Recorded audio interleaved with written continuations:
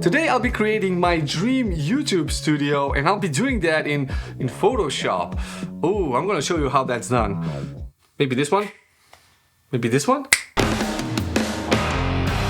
Hey guys, welcome back to another video. My name is Miro. If you're new here, consider subscribing and hit that like button for the algorithm. It helps a lot. So with the introduction of AI in Photoshop, you can create some really interesting things, and you need to have the latest version of Photoshop, which I think is the version 2024. And you have generative fill within Photoshop, which means that you can just, mark something and just type in what you want instead of that. Or even better, just don't type anything and Photoshop will create something that it thinks it's going to be okay. And it gives you 3 options, and you can refine those options with more and more generative fills and then just choose the appropriate one. Of course, you can always blend stuff in manually, but I think that Photoshop actually does a really good job. I mean, this could literally work anywhere.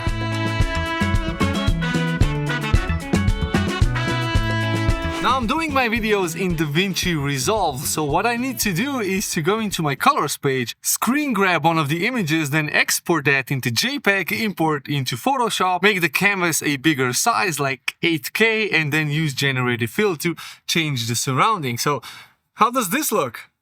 And well, this is how it actually looks. Oh yeah, I mean it's a little bit different, right?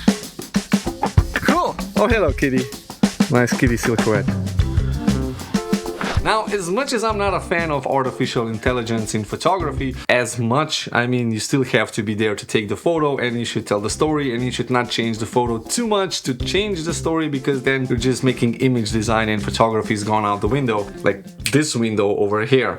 But still, for stuff like this, you can get really creative, and let's try different things. So right now when I'm recording, I have no idea what's happening because I still haven't, designed everything, but I can just change, the roof, the sides. Now, it's extremely important that your camera stays still and your exposure doesn't change during the video take. Otherwise, you will see that when you combine everything together. And if you're not going to show your full body, then have something in the foreground so that you can mask and use this area here to kind of blend everything together. And you can even move the camera further away and add more foreground. And also pay attention to the depth of field. If I was to have a blurry background, well, then generative fill would generate a blurry background as well as the foreground. So make sure you keep that in mind when you're doing this. So next time when you see me in a video, you won't know if it's real or not, if it's my true surroundings or not. Yeah, faked it again. Did I do a good job? Okay, so how do we do this? Well, first of all, I take a screenshot of me. And then I import this photo into Photoshop. Now I have to make sure that I've done all of the color grading beforehand, and I can leave a few tweaks for the final result, but the image has to be good as it's imported into Photoshop. And then you just, zoom out everything, make a bigger canvas, and I'm just marking smaller areas and doing generative fill. For the most part in the beginning, just trying to see what Photoshop does and then adding props later. Now I did not mark everything around me and do just one generative fill for 2 reasons, because Photoshop is going to have trouble figuring out what to do, and the second reason is that if you choose smaller portions, you get a higher resolution result. So if we have smaller windows, every one of those windows is going to be like the same resolution roughly as if I was to mark everything, and then I would just get one image with a slightly lower resolution. So having these smaller windows, smaller chunks, gives you flexibility to do whatever you want, and higher resolution.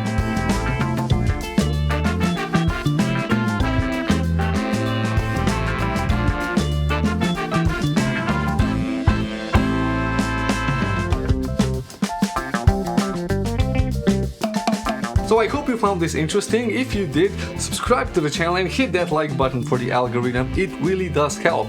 And if you want to stay on the channel, well, click on, I'm still in the frame, this video over here. Thank you, and I'll see you in the next one. Bye bye.